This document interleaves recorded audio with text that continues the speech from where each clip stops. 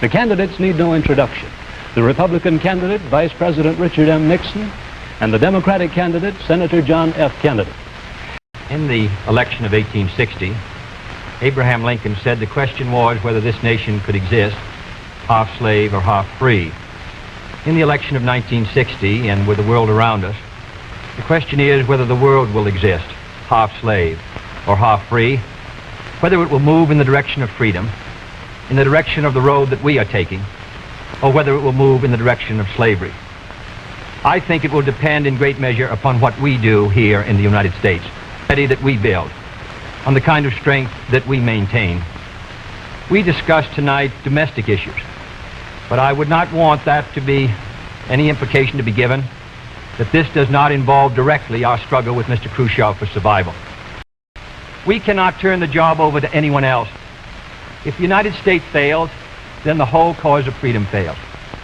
And I think it depends in great measure on what we do here in this country. The things that Senator Kennedy has said, many of us can agree with. There is no question but that we cannot discuss our internal affairs in the United States without recognizing that they have a tremendous bearing on our international position. In all of the fields that he has mentioned, we have not been moving ahead. Well, we have a comparison that we can make. We have the record of the Truman administration of 7.5 years and the 7.5 years of the Eisenhower administration. When we compare these two records in the areas that Senator Kennedy has discussed tonight, if you feel that everything that is being done now is satisfactory, that the relative power and prestige and strength of the United States is increasing in relation to that of the communists, that we are gaining more security, that we are achieving everything as a nation that we should achieve, that we're achieving a better life for our citizens and greater strength, then I agree. I think you should vote for Mr. Nixon.